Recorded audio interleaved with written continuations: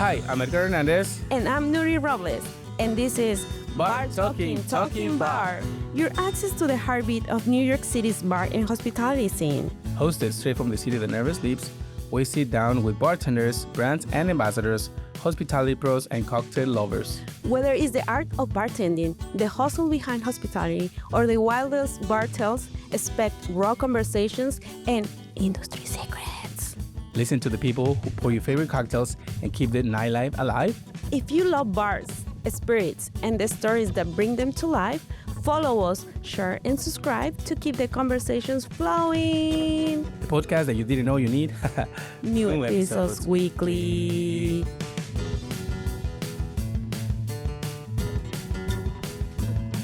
Hello. Welcome back to Bar Talking. Talking Bar. I'm Nuri Robles. And I'm Edgar Hernandez. And we have another episode for you guys. But before we start it, we want to thank our audience, all of you guys that are making this possible. We really thank you from the bottom of our hearts. From the bottom of my heart. It comes with a song, guys. Just to want to remind you guys that this podcast is dedicated for bartenders, brand ambassadors, cocktail lovers, and everyone in between. Chefs, hospitality pros, hospitality people, and whoever wants to watch it. It's for everyone. Oh, you have to be 21 and over too. Please. Make sure you do that. So today we have an amazing guest, someone that I really admire, and I'm very proud of calling friend. Yeah. Yeah. Are you checking if we're friends right now? Oh my God. What if I said no? That's what she instead. We're gonna introduce you into this game. Okay, 1, 2, 3. Jae Bae. Welcome. Thank you for having me. Welcome to the show. Of course. I'm honored. Yes. We couldn't be happier, and it is an honor for us to have you. Sharing a little bit about your experience in hospitality and the cocktails and everything in between. But first, we want to start by asking, what is the question, Nuri? We always ask this because I know you, many people know you, but there's people that they don't know you. So we want you to there are also many people who know you, but millions. To the audience, can you introduce yourself? Yes. Hello. First of all, thank you so much for having me. This is amazing. My name is Jae Bae. I am a content creator, recipe developer. I mainly focus on cocktails and mocktails, work with different beverage brands and different spirit brands as well. It's been my passion I think flavor has always been my passion, whether it's been in drinks or food.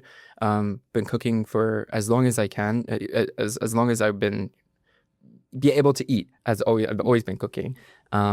So I think it's something that came really naturally to me, building flavors, and that's something you have to capture like in one sip. I think it's not as easy as people who are not in the kind of beverage industry or bar world. Like, I think they think it's a lot more simple and straightforward. It's, you want to build these flavors, just put them in a cup, but that's not really, that's not how it works. So it's been a passion of mine for as long as I can remember, and it's definitely something that I'm very proud of, been able to develop in social media specifically. It's such a changing industry. Nobody knows what social media is turning into really, but all we know is like what it is right now. So it's been really cool to be a part of like that conversation. Yeah, I think many people, we also have discussion about like how people live in, in this bubble of like, I just want a picture or I just want likes, right? But also there is the other side that people really use the tool as, as a job or like I came, I'm a little older. So when I started studying media, I didn't have the opportunity to like have internet, like accessible internet, unless you were in school or like YouTube or, Instagram. So it was very hard for like people who like to do, videos or anything to do like something that you have to be working with someone in a production or something.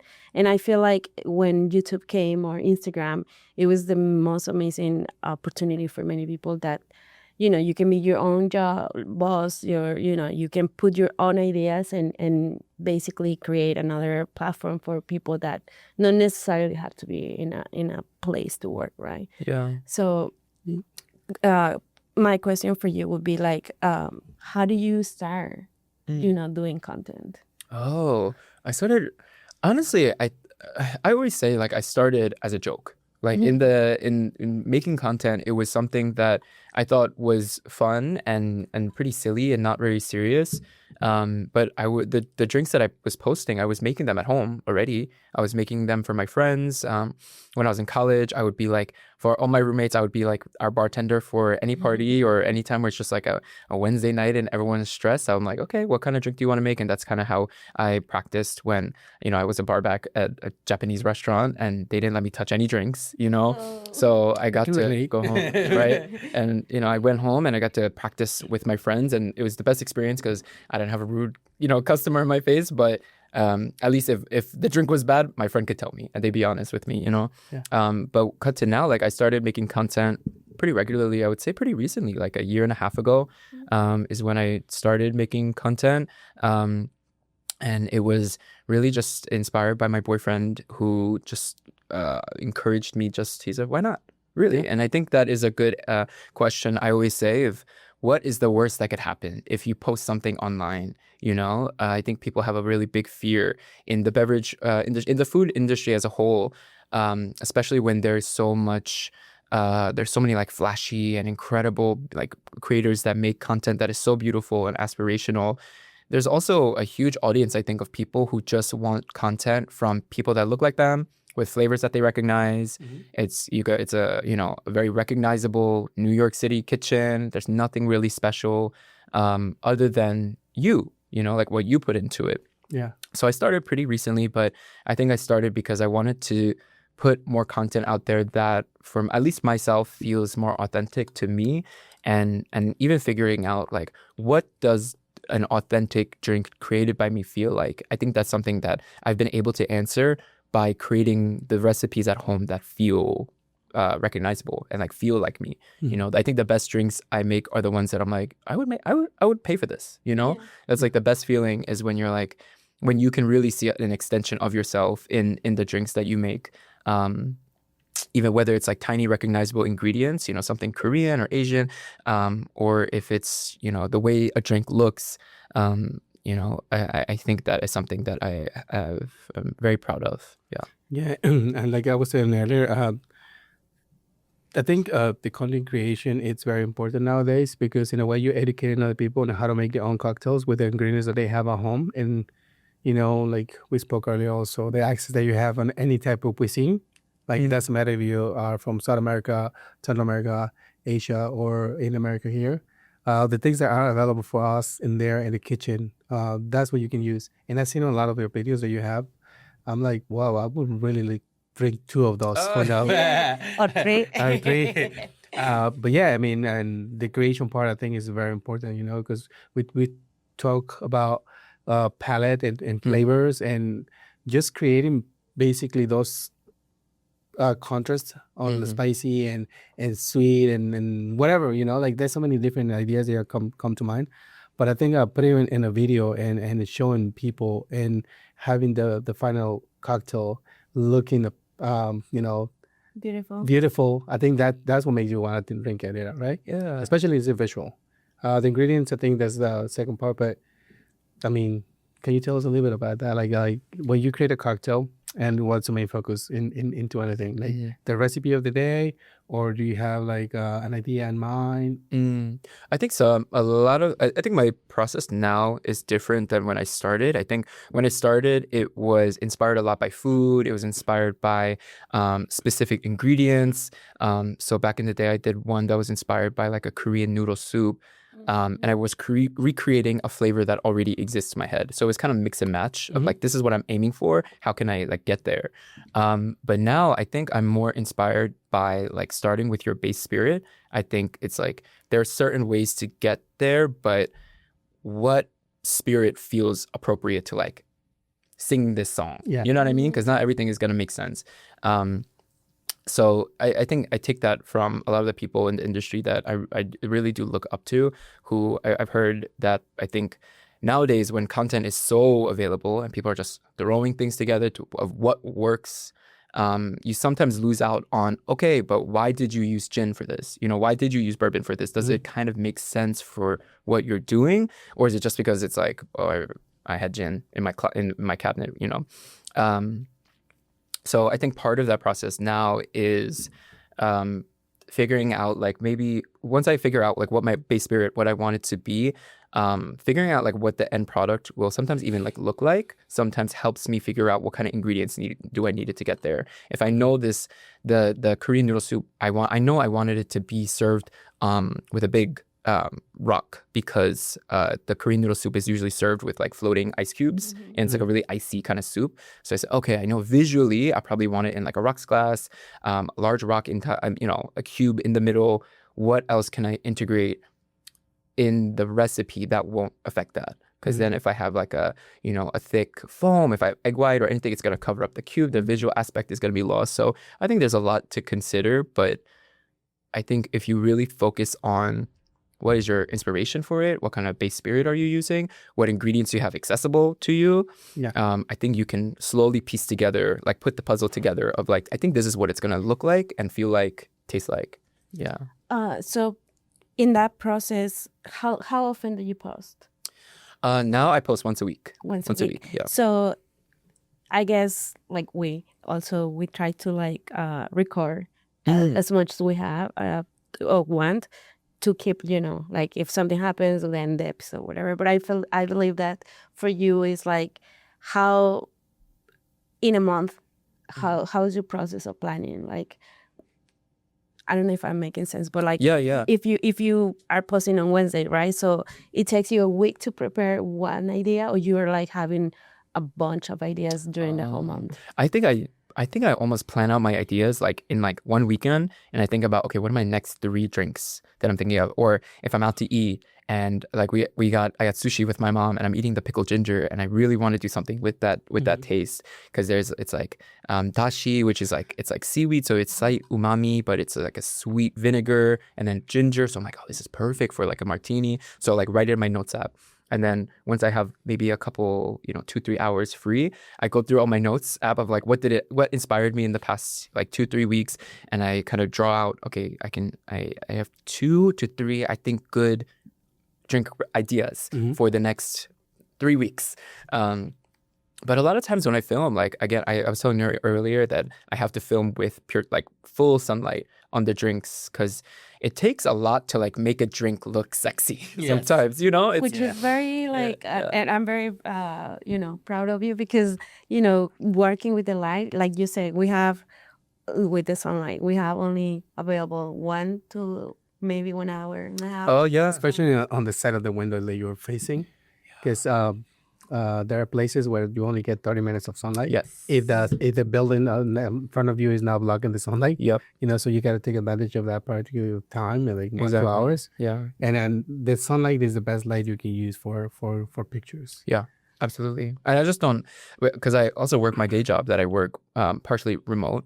So it has to really plan out, especially on the weekends is like when I mostly film, when I have but New York this past winter has been crazy, and trying to find that hour and a half perfect amount of sun, it can be hard. So exactly. I think you have to get creative with it. And sometimes like I'll have everything prepped, like all the clarified drinks, everything's in like ready to go in the freezer. And then like I'll film just the last build of the drink. I'll film like 2-3 at a time, because I have everything prepared, and like shaking it, building it, take like 5 minutes here, 5 minutes, 10 minutes here, blah, blah, blah.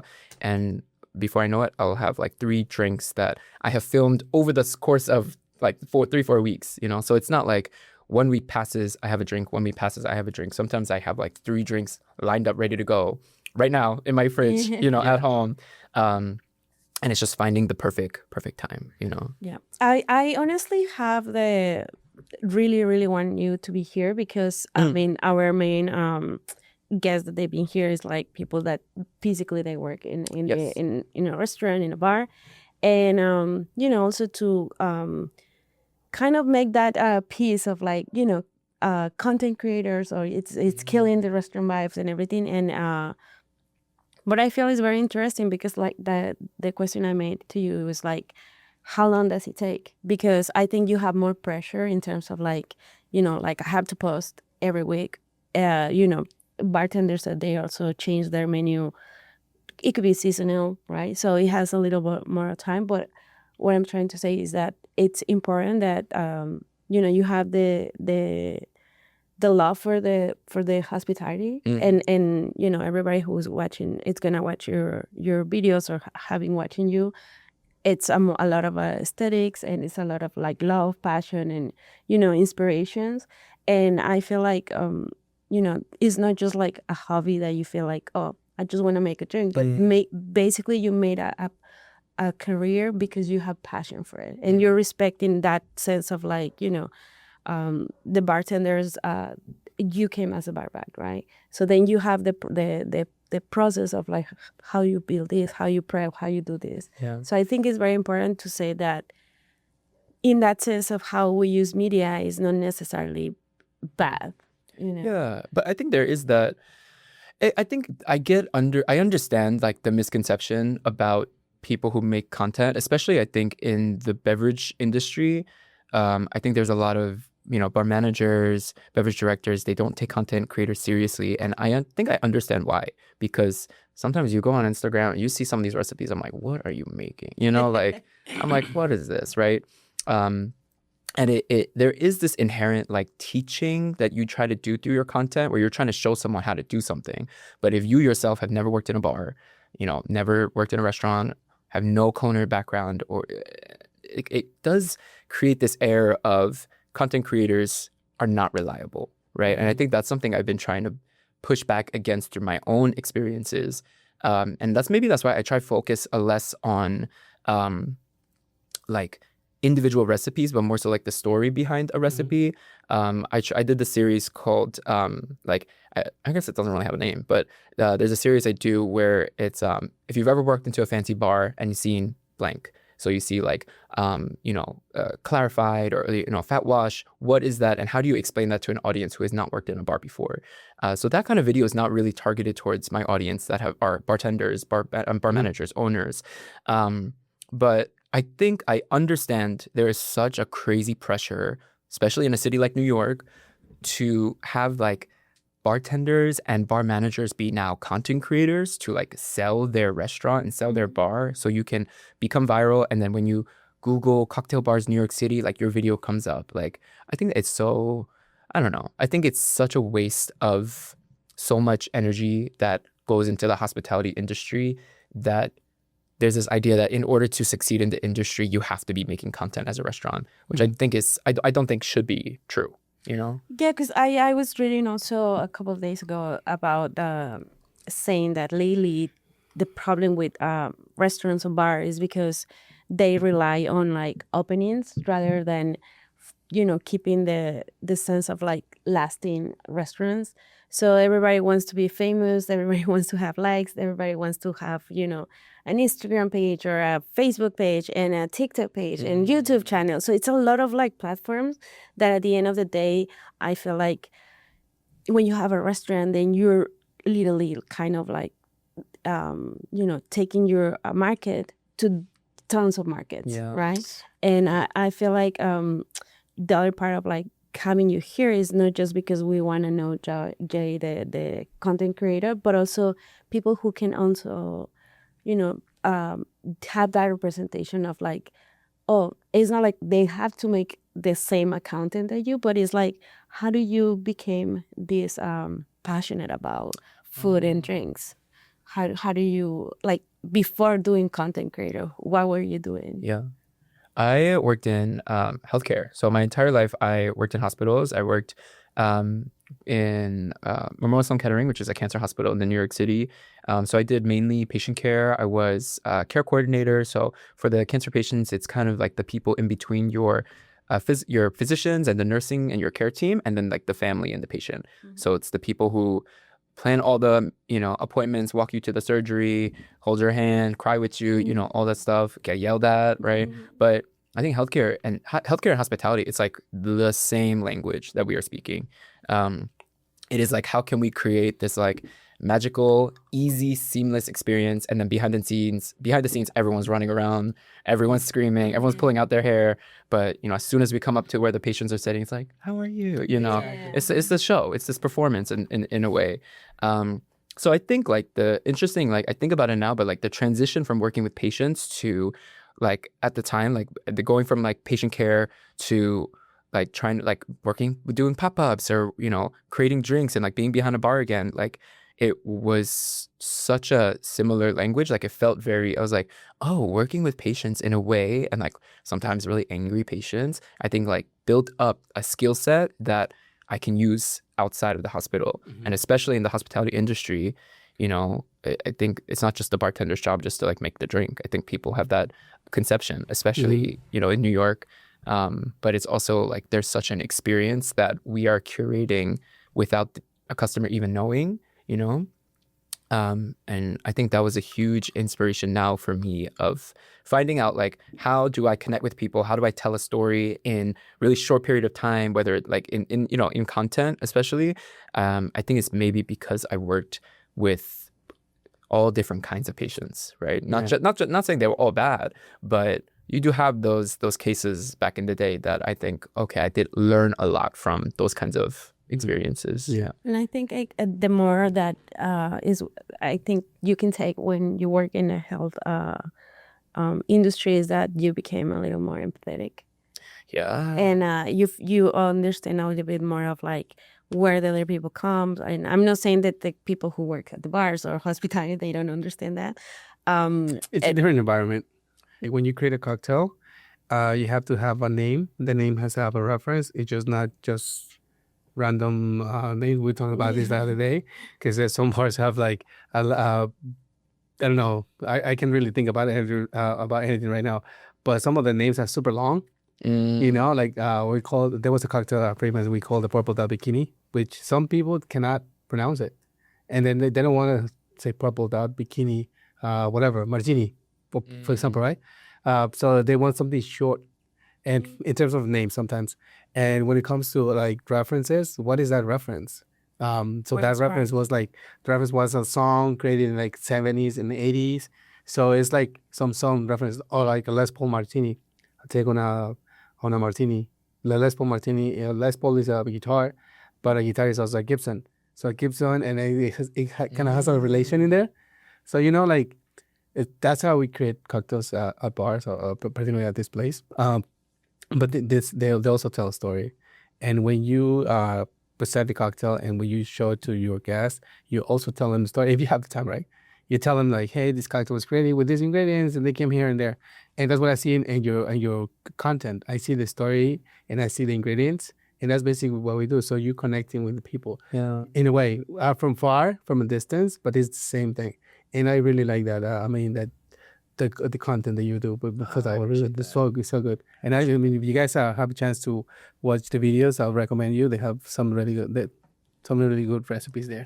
Yeah, and for whoever is not able to watch the YouTube channel, can you tell your social handles? So they yes, can my listen. social handle. I'm on Instagram at Jae Bae, Jarbae. Yeah, you're gonna. I mean, like I said, I know you have tons of followers, but whoever is gonna be a new audience for you, you're gonna be amazed, because I really love it. You have like a very, this kind of like colors that you also choose. It's a lot like cinematic. It's also like very photographic. It's very good. It's very good. Very good. The lighting is very important. I know. I wish you would see like what it looks like when I'm. I was telling Nuri and Edgar before, like what it looks like when I'm filming, and it's so chaotic. But I just have my one iPhone. I use just regular sunlight. I don't have any lighting equipment. I have one busted tripod that I use that I have to like screw it really tight, or it like tips over like this. So I'm making with what I got, and that's why I think I try my best to focus on the story and how can I connect with people most, because sometimes I think drink content is visually, it is sometimes less exciting than food content, right? There's not like steam and cooking, or cutting meat, seasoning, right? Yeah. It's a big fire. Sometimes cocktails, making it looks like it's one drip, from a funnel, and that's what the shot is for 30 minutes, right? So you got to get creative with the what it's going to look like visually. But I think, content is great. But I think in New York City, I've noticed there's like this, I think because of how quick content is, and it's like you swipe, swipe, swipe, that connection sometimes feels like really quick as well in person. Like, I think I've gone to bars where it depends on who I'm with, but I notice like sometimes if people who I'm friends with like maybe aren't in the industry, they don't really care to have the bartender explain to them like the history of a drink. They don't really want to hear about ingredients. They're just like, thank you. And they want to be like left alone. Exactly. Right. And I think maybe content has something to do with that. It's kind of like, I've noticed like, especially in New York, I've noticed that there's this idea of like, if you want this vibe, go here. Like if you want a quiet night, like sexy date night, or, fun, dark, sexy room with your girlfriends and martinis, go to this place. Yeah. And then sometimes the comments are like, I went here and the vibe was not like that. But energy depends on people, not like a building. Yeah. Um, It's all about the group of friends. Yeah, so I think that's something that I have noticed is the result, I think, of maybe overpromising on content, but everyone has their own individual experience. I think when you and when you go to a bar, and you gotta, I think people are forgetting that you gotta like create the energy, no matter where you're at, like no matter if it's like the neighborhood, dive bar, and yeah, I think that is something that I would love to see outside of content, is not only more connection, that the bartenders and everything get to do for the patrons, but also between people like who are actually going and seeking out these restaurants and bars, that like no vibe is like promised to you just because you're spending money and you're gonna get a drink. And also depending on the day of the week, because if you go out at a place where it's a Saturday or Friday, a place is gonna be packed. Yeah. It's gonna be loud. Like you say, if it's like a jazz club, it's gonna be banging. But if you go on a Monday, which is chill, you might be like listening to jazz. It's the same place, but it's so much more quiet. There's not a lot of noise. So you might get to enjoy more, or vice versa. Like if somebody likes a loud place, Friday is the best way for you. If you want some quiet, it's Monday. And depending on where you go, like you say, city has so many options, honestly. Yeah, but also I feel like the tendency, like you mentioned, the content creation, or like influencers. I feel like that many people are very responsible, because you have a camera, you go to a place, and this place, it could be open, newly open, or it can be there for years. And sometimes the food that they prepare is not for you, and you said like, oh, this tastes horrible. Or sometimes people, they don't even know the cuisine, and they say like, oh, what is this, right? They look like something. I work at EMP, and I've seen a lot of people posting things that they don't even understand what is the veggie that they're like receiving on the plate. They just want to take the picture, and they don't even pay attention of the spiel of like the explanation of the captain or whoever drops the food. And I remember I watched a video, and they were like, I think they drop, I don't know, I don't remember the veggie, but the guy literally says something else. It was like another veggie, or something, another name. And I was like, dude, you're posting something and you don't even know where you're eating. I think that comes back to what you say earlier, right? When cocktails, like when somebody doesn't really want to hear, they just want to eat, and they just there, and it's fine. It's their choice. If they just want to go and have a good meal, that's good. Yeah. But if they don't if they don't know what they're eating, I think the best way is to ask, right? Yeah, but like my point is trying to be like more, direct, of like, if you're making something, you have to be a little objective, less subjective, because then you are creating a bias on your point of view. And then like there's people also that they kind of fake that they're fancy, and they just go and it's like, oh, I pretend this and pretend that. And it's so annoying, because then there are these kind of influencers that they said like, I don't like it, so they don't want to pay. There's like a couple of news that you see these influencers that they have been like taken out I of think their that also restaurants. has to be with the persona, right? Because the fact that they have their influencers doesn't have to mean that they are doing it. It's just a personality thing. Because if it's somebody going out to a restaurant and not paying, it's because you don't want to pay. Yeah. It doesn't have to be necessarily because they're an influencer. I think that's a persona. But it's when I get what your point is. But when it comes to influencer, I think it's because they have the followers, they have the people, and they per se try to get away with it. But honestly, we can't blame the influencers. It's just that one person doing it. No. I'm just trying to make the point. Like, for example, you doing content, you're doing it, like in terms of like, what do you like you mentioned in the beginning, right? I want to make this memory that I have on a noodle soup, right? In a ramen soup. And then you want to put it there.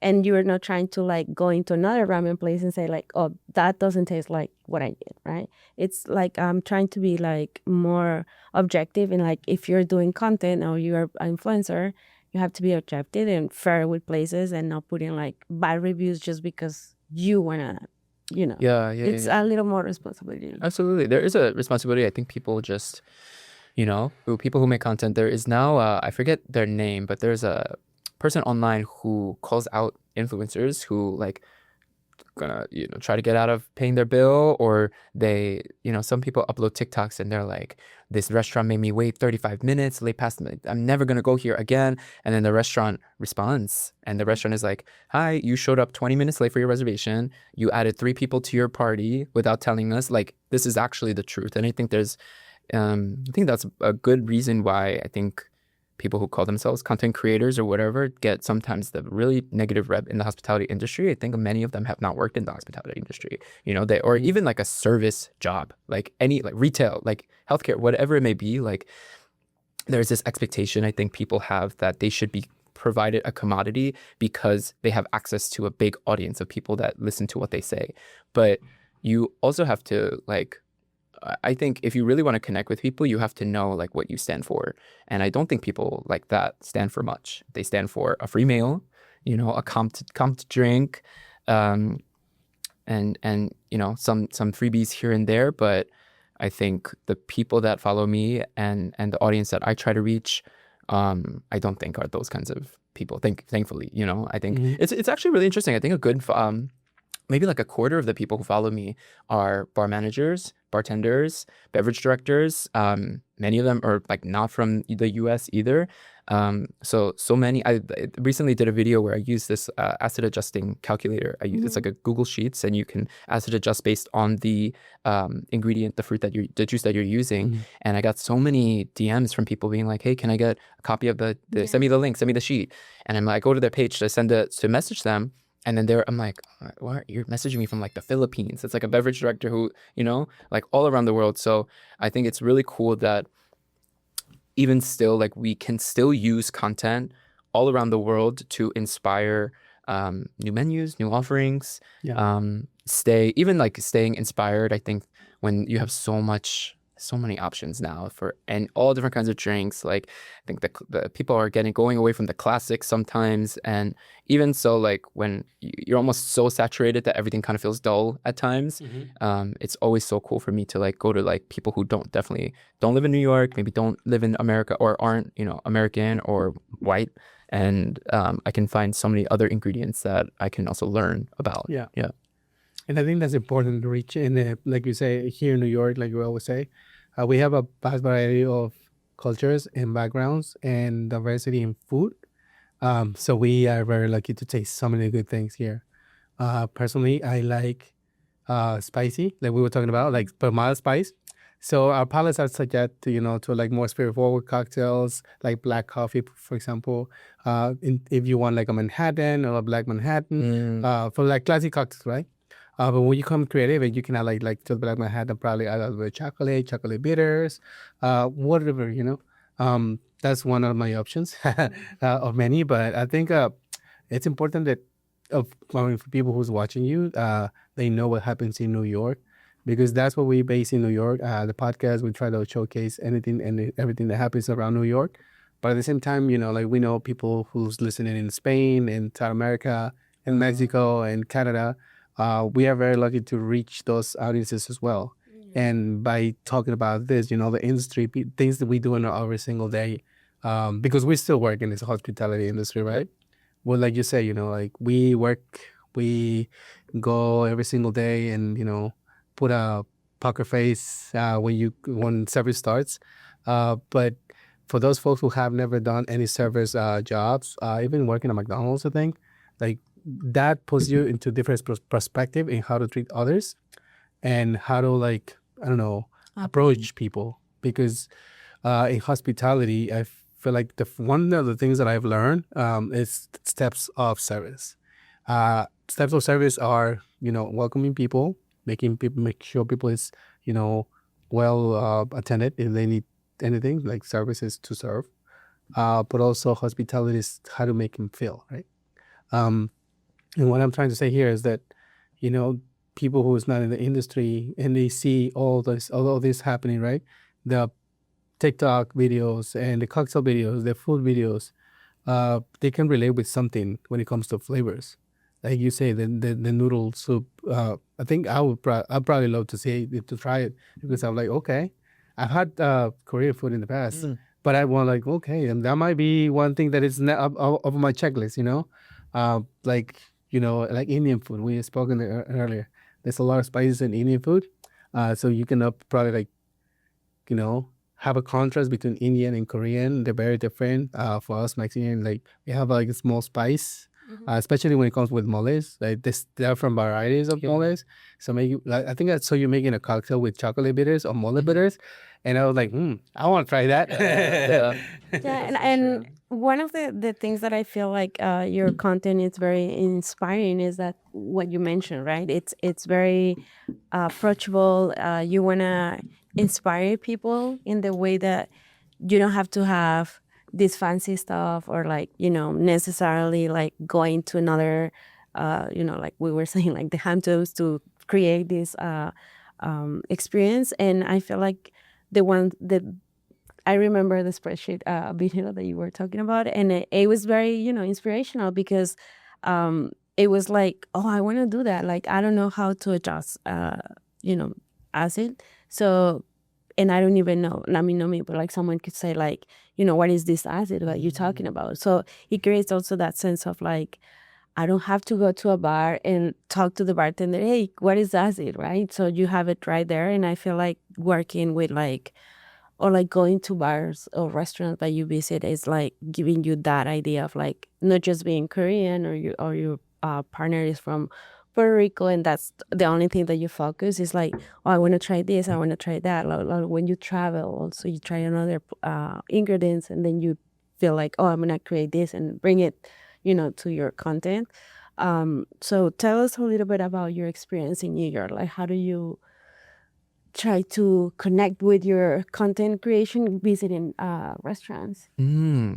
That's a very interesting question. Actually, I think I have a difficult time sometimes separate, kind of joining the two. Sometimes like my content is my content, and then when because in New York everybody kind of knows everybody, right? A little bit in the industry, and I think when they sometimes maybe it's like an internal thing of meeting a bartender who they're like, what do you do? I was like, I make drink content. They go, oh, they kind of put me into this folder, which I understand. But I think what I have found is really is one, is always fun, to show up and drink.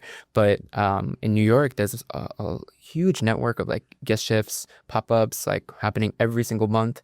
And I think it's this like unsaid rule of like you kind of send someone a link, like I'm having a pop-up in 2 weeks, and maybe they'll show up, and when they do, I think it's really supportive and really it's a great way to like connect outside of content. So pop-ups for sure. Of course, I'm not going to cocktail bars. That's like that is something I love to do. But for me, it's also a really cool place to like. It's a cool space for me to bring my friends who are not like completely outside of the food industry, who have no really like culinary even kind of background. like completely separate from even my friends in the food industry in New York, and getting their reactions to trying cocktails with like techniques they've never heard of, ingredients that they've really never heard of. I think that's also really cool. I think my love language is whether I'm making the drink or not, it's kind of like the shared quality time where I can see they're really happy with something that I like help them experience in a way. So I really love that. Also, I've been loving I guess it's more newer in New York in the past maybe like 5-10 years, but the caliber of cocktails and drinks now at just restaurants is like crazy, like like unheard of. The like craft like techniques that are in just everyday restaurants, the way that they sometimes like rival what we'll see in some of the fanciest bars in the city is super cool as well. That I can go to a restaurant, a place I've always wanted to try, and then I'm also kind of blown away randomly by their cocktail offerings is also really, really exciting for me. Yeah. Yeah, and that's true because normally people wanted to go have a fancy cocktail at a cocktail bar, stay secluded, have your drinks. But nowadays you can go to a restaurant and have the same, I mean, not the same probably, but like something very similar, well thought, created by the bartenders or by the group of the bartenders or by the beverage director. And it's visually appealing, Instagrammable, and then it tastes really good, So those are the things that I've seen a lot actually around the city, everywhere you go now is like, wow, the cocktail programs are leveling up. But that's great because a lot of bartenders, like we had some of the bartenders on the podcast coming from different states. They moved from different states to New York to experience the cocktail crafting and, kind of grow their careers in bartending, and work at these really nice cocktail bars. And then we move back to Michigan or to Minnesota or to any other places. They bring back with them this, education or per se, school, and they start doing their own programs down there. So this is expanding, not like say, like Mexico City too. Like a lot of the bars in Mexico City have, grown from what we've seen in Argentina, per se, it's all the way down south, but same thing. Colombia, Peru. Yeah. We had the opportunity to meet these two great people from Peru. They have a restaurant, a bar in it's called Lady B. So their process of creation is also, I was very amazed of it because they are connected with the local resources, and they try to put everything that it's local, and I think it changes a lot, like flavors and things like that, right? Yeah. I even think like it's crazy now, like Peru, to think of as like the food capital of like the world right now. Like what the level of they have for not just drinks but food in general is like out of this world. But I think it was reflective in like the international community when it was like, I know it can be controversial, but like world's 50 best or these kinds of accolades.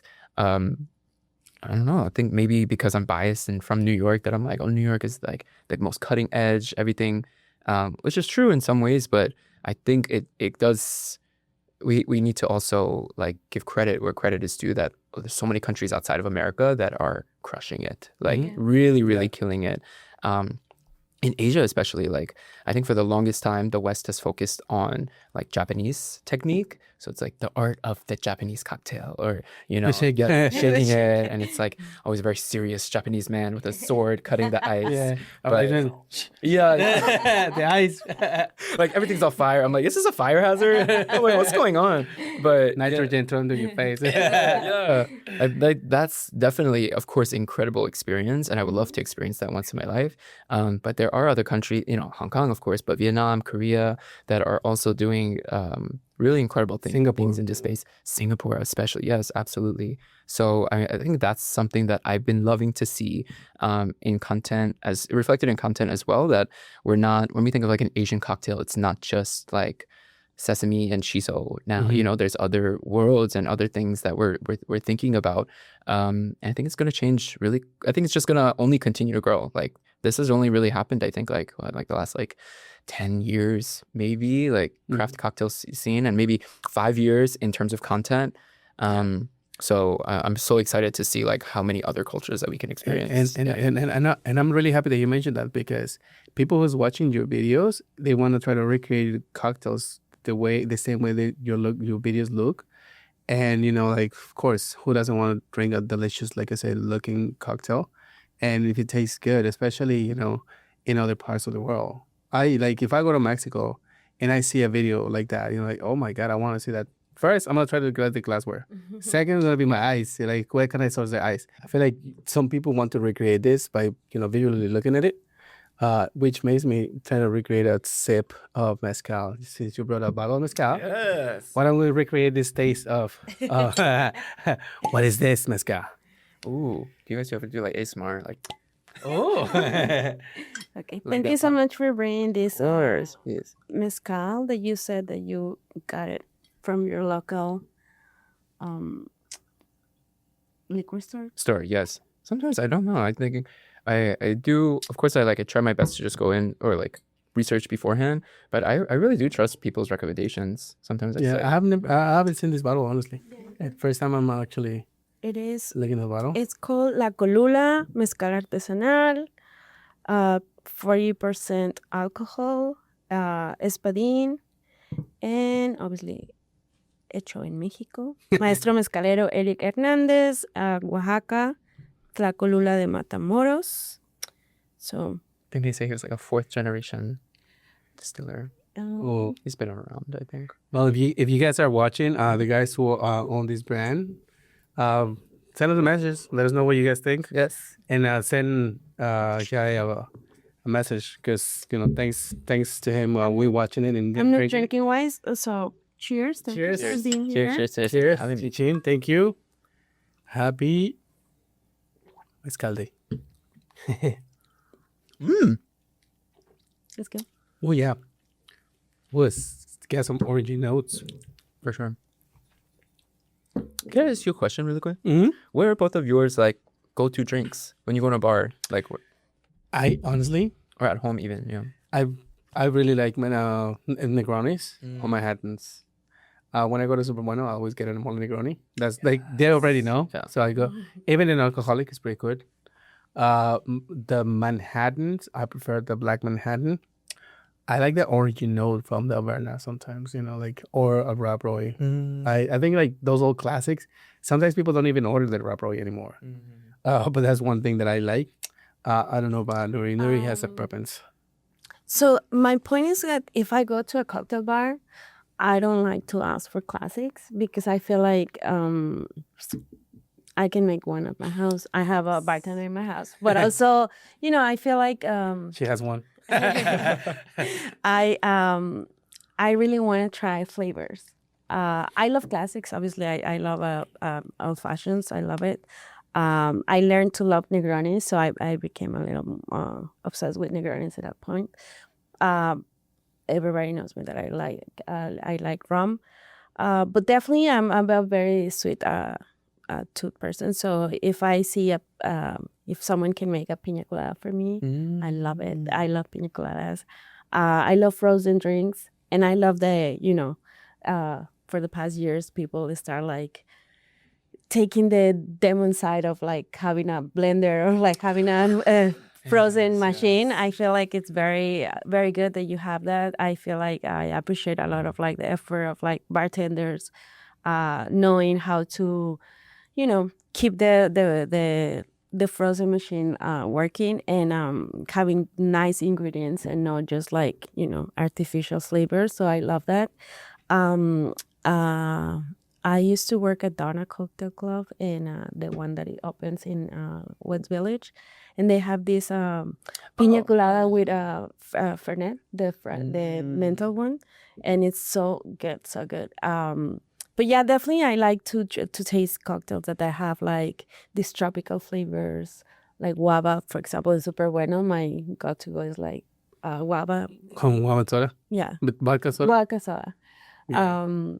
But definitely, yeah. If I see something that it caught my eyes in terms of like sweetness, I will go for that. Yeah. Have you been to Paradise Lost? Yeah. Yeah. I really like it. I went there for my first time pretty recently, a couple months ago.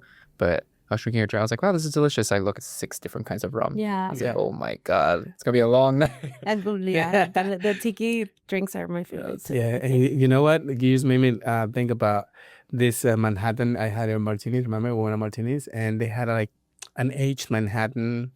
Ooh. It was like 40 days or something like that. I can't remember. It was so good. It was served on a like tall kind of Nicanora with a long stem, and I felt like every time I grabbed that martini glass, it was gonna break. So I was like, "Am I paying for the glass? Am I paying for the cocktail?" But I love that cocktail. That's like when I say my hat, it like riffs on my head, and so I really love like that kind of like sweet vermouth note also in there, like chocolatey sometimes. Depends. It depends on the day actually. What about you? Yeah.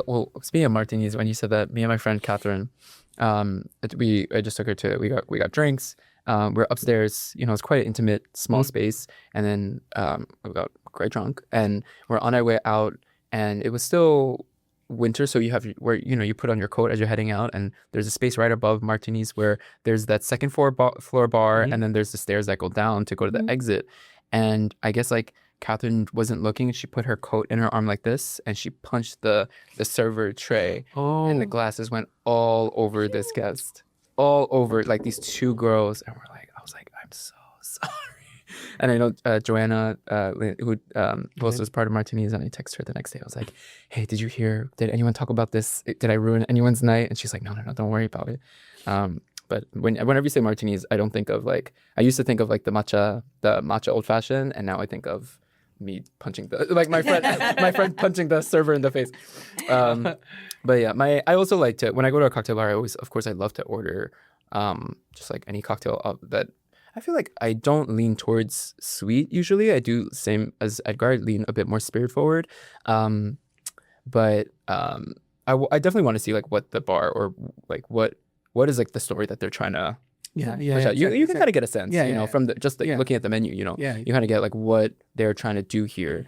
And then maybe like second or third drink, I would love to do either 3-1 dry gin martini with twist, or mezcal on the rocks, and then I'll order like a little soda water.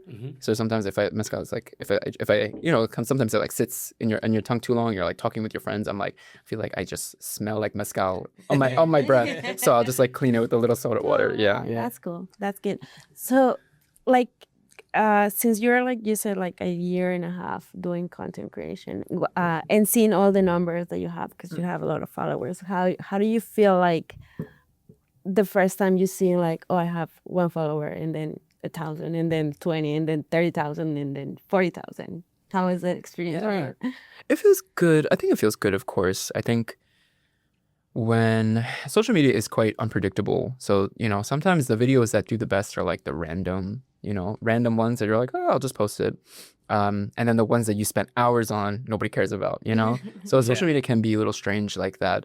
But I think because I started doing it for not as like a job, but really I wanted to start it as just sharing an extension of something that I'm working on.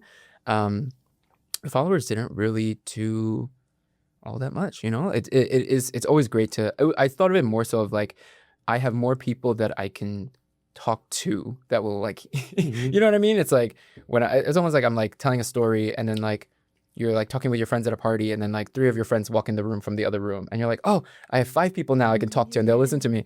And like I'll tell this funny story, but I try to think of it more so as I have more people that I can reach, and I have more people that I can have the ability to like share my story with, or impact, or find even like more people that follow me from different cultures and from different countries. I love putting like little polls on my story. What are some cultural dishes that mean a lot to you? And what are like some of the ingredients that you love that are like big components of that? So I love getting inspired by like, as my following grows, not just in numbers, but in terms of like different countries. I think the biggest asset and value of that is, well, I have more people that I can get inspiration from as well. Yeah. And I remember that I met you through Jana, which was a very cool story how we met. We went to this event for Lafroy, yeah. Lafroy, and then we were getting back to the city in the. It was the Governor's Island, right? Yeah. Governor's Island. But we didn't meet at the event. No, We met on the ferry. and the ferry yeah? the way back. Yeah, because After a couple of drinks. Yeah. but we were, I think, not the last ones to leave, but we were like, I think it was the yeah, first. yeah. Yeah. So, and then eventually, I think it was you, your boyfriend, who approached to me. We were talking about like how was the, and then we were like introduce ourselves, and then you mentioned that I think you were going to Mexico, Mhm. and I feel like you went back again a couple of months ago Yes. to Mexico. So how did you see the cocktail scene over there? The cocktail scene in Mexico, I think it is a different way that we even like think about drinking. Like just the culture, I think overall, not just like the craft cocktail scene, but I think it's similar. I think it's somewhat similar to even Korea, where it's a bit more integrated into like just everyday plain like meals and time spent together, rather than I think in New York it's reservation, you go for an hour and a half, you go home. You know, like it's very structured here in America, but also in especially in New York. But one thing I appreciate, for the first time we went to Tlecan, am I pronouncing that right? And it's been a dream of mine to go for obviously forever. And we couldn't get in the last time I went, and then this time I think we went on like a Wednesday at like 6 o'clock, and then there was no line outside, and I went up to the guy and I was like, can we get in, because it's walk-in only? And he was like, yeah, just come in. I was like, okay. So it was best case scenario. But what was so interesting as well, even looking at their Instagram, like they have very mysterious presence online on social media. You don't really even see that many pictures of their drinks. But for them, that bar specifically was so interesting that they don't make that much content. They have no pictures of what it really looks like inside. Like I had no idea what to expect, and I think was part of like why we had such an amazing experience there. Was I didn't like think about like what we were saying before. Like I didn't really have this idea of what kind of night we're gonna have, and instead I like let our conversations, but also the bartenders, and this incredible interior. Like I let everything build the atmosphere on as we experience it, rather than like having a specific expectation. I know exactly how the bartender made this drink because I watched him make it through a reel on Instagram. So yeah, I think an example I think of a bar in New York, I think, who does content pretty well, really well, but I would say pretty well in terms of like you kind of know exactly what you're walking into. I think it's Schmuck Bar. They make content obviously, but they do the full recipe of like how they make this one martini or one drink, and I think they do a pretty good job of representing what you walk into and the type of night that you're gonna have. But I did love how like very little plans we had to do, unless you're going to like Handshake Bar or anywhere. Like it really is like you can have a great night any of these bars. It doesn't have to be Handshake Bar, which is incredible and which we love. But there's also so much talent, I think, in Mexico City that both in food and drink that I don't think always, world's 50 best. It doesn't have to be, part of that kind of caliber. Yeah. Yeah, I feel like, when you limit the world 50 best to just 50 restaurants, when there's a million of them just in one city, especially here in New York, I feel like some places get overlooked, Like, I don't, like you say, I don't want to sound controversial, but I've been to so many really good places where like, I'm like, this guy should be like a 50 best. Why they're not a 50 best? And then first they have been there open for business for at least 10 years minimum. So they're basically kind of an institution, because in restaurant and cocktail cocktail bar years, it's like cat years or dog years. It's like basically one restaurant opens and 10 open and 10 close, for example. But yeah, some restaurants have been open for like 15 years and they've never made it to 50 best. Yeah. I wonder why. And then like restaurants have been open for like 100 years, They're not the 50 best. I guess it's part of because they're very classic. But what makes you 50 best? Like the hospitality is there, the cocktails are there. I think it has to do also with the contract with the companies. Like, I don't know, like for me, I feel like, it's like a sport that sometimes, how many people run and how many people go to the Olympics, right? But in the case of bartenders, I feel like it's good to have those, but also in terms of other platforms or media that are following, only 50 best, I think it's a little like unfair to leave a lot of people outside. And it helps also, like, you don't have to be a 50 best, but also be recognized of, like, many people have, for how many years they pay rent, how much they make the effort to keep continuity in their food and in drinks, and probably they don't want to be in the 50 best, but also is if they don't want to be, but they kind of fighting with all these big names. I feel like content creation is also part of the situation, like you say, right? Like I think Instagram is a good marketing place for free, and I love that, your job. I love it because I feel like even if I work in the industry, sometimes, like, people, they have the opportunity to not go to a bar and try different expressions of, like, spirits or like food or ingredients. And I was gonna ask you about, like, when you went to Mexico, if you have an ingredient that caught your eyes that you didn't like find in New York City. Ingredient in Mexico that caught my eyes. Or your nose. It wasn't an ingredient per se, but when I remember we were in Tlacan and she was like, anything else? And I was like, just bring me any, like, what is your favorite mezcal right now? I would love just a sip. And she brought over like 2 different kinds of mezcal, and I tried it. I was like, this is not mezcal to me. Like what I understand to be mezcal is like very herbaceous, grassy, smoky. And what she brought over was so like funky and like cheesy almost. And I think maybe it's my own ignorance showing, but I think even in terms of what I know tequila to taste like, what I know mezcal to taste like in America, I think is the brands that I have access to. And sometimes it's these like very larger, distilleries and larger productions. But when I was in Mexico, I think that was something I loved to try was what kind of mezcal like do I not have access to in the States just from like shipping, international shipping purposes, restrictions. I think that really blew my mind. I think trying all the other kind of like agave-based spirits, like Sotol also blew my mind. Raisa. These are not. It's so interesting that I don't think that maybe even mezcal has now. It's like so mainstream, but there's others I think that are so interesting. If we're thinking of what can I drink neat that is like is so beyond just like gin. So beyond, not putting gin down in any way, but in terms of how layered one, like a single sip of something can be neat. I think Soto is also something that really blew my mind when I tried it when I was there. Yeah. I heard somehow I heard Tlecan, they also have like their own bottle selection from the producers directly. So they might have like a barrel or bottles from someone that is not even listed on, out there. I mean, from what I remember, I'm not sure if that's the case. Also, if this is not the case, they can just, let us know in the Let comments. us know, please. But I remember, oh my God, what's her name? I can't remember her name. But she mentioned that, like they have a certain amount of bottles that are not available, especially in the States.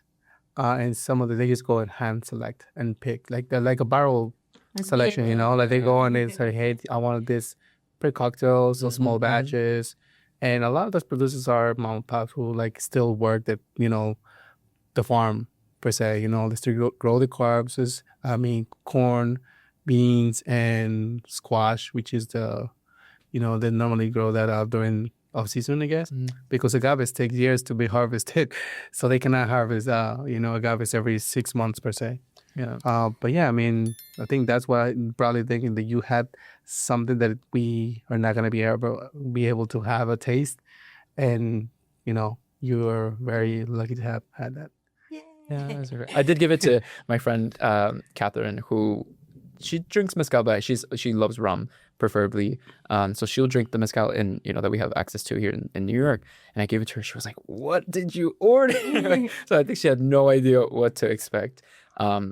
I think Edgar, you said something about World 50 Best too, that of like who is setting the standard, like who is making these judgments. It's so mysterious sometimes. But I have a friend who she was contacted by like this bar owner. He's in the process of who was creating his bar, and he reached out to her to do content and photography, and he was like, and she was like, okay, what is the theme of your bar? Like, what is just in like 2-3 sentences, and he was like, oh, and he said like high end world's 50 best type bar, like that's what he said was the theme. I was like, that's not a theme, like, and I think like we do sometimes, I don't know, I sometimes see that with like like you also said it when like you focus so much on the opening and not like sustainability. Like you open to get a world's 50 best and then put it on your door and then not think about like how do you keep your staff happy, like how are you sustainable as a business longer than 3-4 years. But content, I think, has made it so flashy to have like an extravagant, crazy, beautiful opening that's smooth and but sometimes a space also changes over time and like the type of staff that is there. So I don't know, I think content is a very valuable tool, but I can understand how people use it now a bit differently than I think it was intended for in the restaurant and beverage world.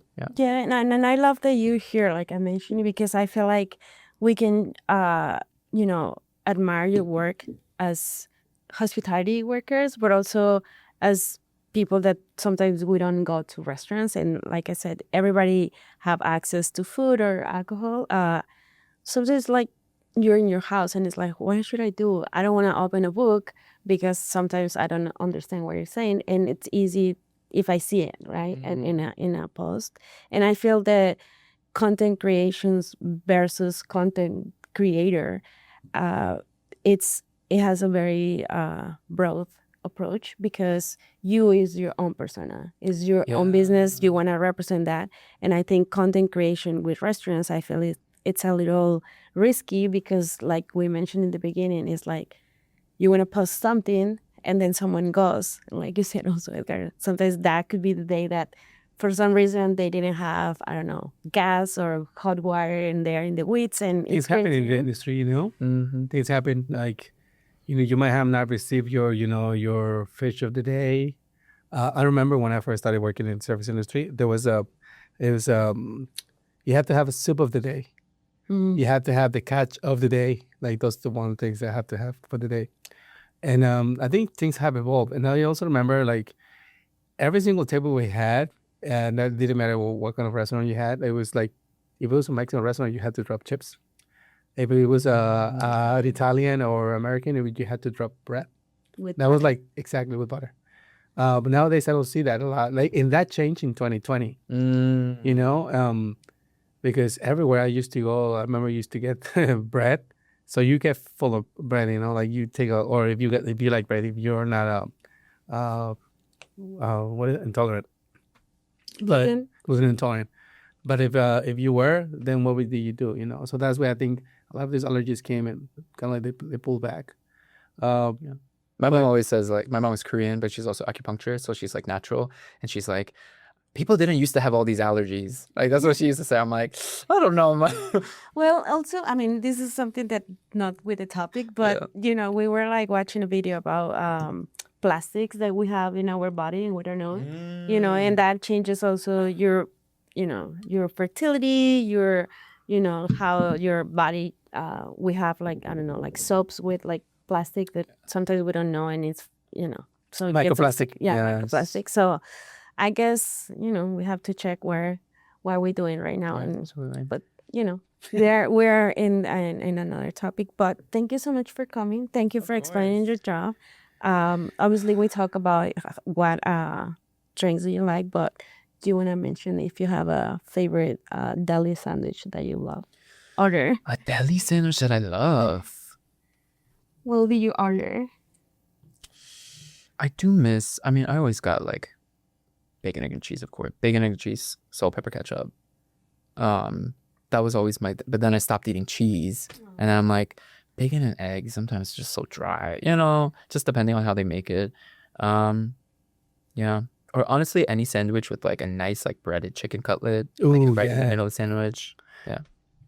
Well, That's a good one. Yeah. The chicken cutlet, can never go wrong with that. well, I always said that I'm an egg person. I like eggs, eggs, eggs, eggs. Even if at night, I love it. Well, Jay, do you have something to say? No. I just want to thank you so much. And I think I just want to ask you what kind of advice would you give to someone who's starting and they want to do social media? Oh, I like to, I hear from a lot of bartenders specifically. I want to, who are really the brains behind, these creations. I hear from them often. I want to start making content. I don't really know how.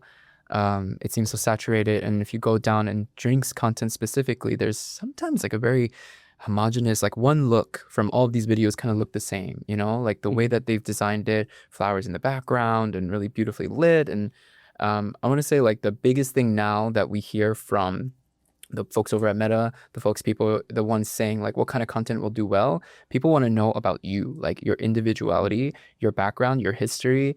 And I think if you focus less on how can I make a cocktail, like it's almost like if you're trying to make content for everyone to like, it's actually for nobody, because then it's for everybody. You know what I mean? If it's for everybody, it's for nobody's. Like content should be for a very specific audience, that not too specific, but for people like yourself. So I think that's the direction I've always taken, is like I want to make content that I would watch myself. I want to make drinks that I would drink for myself, or give to my friends and see them enjoy. But I think if we take more pressure, take some pressure off of how the content will perform and more on what are you actually trying to say? It's a big, big world. It's really saturated, but everybody is so different because you are born. Just by existing, you have something different to say. You just got to figure out what that is. And it doesn't have to be really advanced. Like I'm here with my phone, my busted tripod, I'm making it work, And if you do just like be a little more gentler with yourself, I think you'll be really surprised if you turn within to see like how many special stories that you actually have to share. And I think I'm gonna quote something that somebody said to me yesterday. Her name is Camila. Camila. She said something to me. She was competing, and she said something that really caught my eye. And it was like I didn't believe in myself. When I came to this competition, but seeing all the people believing in me, it made me feel better. So it gave me that confidence. So I feel like that's sometimes we need, right? Like you believe yourself first and just do whatever you can with the tools you have or with the access that you have, and then just make it happen, like start from zero. I don't think even us as newborns started running. We started, step by step and, move along. Then we started walking and running eventually. And then most of the time we just want to see things happen by the snap of the fingers. And it doesn't happen overnight. You have to put the work, stay constant, be consistent, and, just be out there and showcase who you are and who we are, like as humans. Because the other day, this is something that is going to relate with somebody watching you. And, like you say, it's probably you looking at that person on the screen. Yeah. Wow. Do you want to open your own bar? I get asked all the time. I would love to. That's of course my goal. That is, I don't have the capital. I don't have the money for it right now, the funds. But that would definitely be my dream. It is always, of course, incredible to know so many people in the industry in New York. So many bar managers and beverage directors. But the competition in New York also is really scary for me. For anyone, in the industry. How expensive it is to operate in New York City also is extremely intimidating for me. So I don't think I'm there yet in my life, in my development. I still have a lot to learn, in the industry, but I think that's something I would also love to continue doing is developing recipes, beverage consulting even. That's something definitely I can see myself over the next 5 years transitioning. Maybe whoever knows, who knows what happens with content, but making sure that what I create also can translate into real life connection and not just your TikToks and Instagram videos. But yes, that's my dream one day. Yeah. Well, One day. We pray for it. And we're gonna say it right here. We are gonna go sit down at your bar when you open. Yes. Yes. So We'll do an episode from the bar. Yes. Exactly. So we put it out there in the universe, so it's there. Yes. We're Yes, gonna yes. catch it. Well, this is everything for today. Thank you so much, Jay, again. Before we go, I want to say if you guys want to watch more episodes like this, go to our website www.bartalkingbar.com. No, duh. That. www bar talking bar. We'll see that come. But thank you so much. Don't forget to tip your bartenders, and please follow us on Instagram, YouTube, subscribe, comment, and share. And please follow Jay, and you will see the social handles here. All right. So have a good night. Thank you so much. Bye. Thank you. Take care. Thank you, Jay. Bye bye. Okay. Have a good night. Have a good day.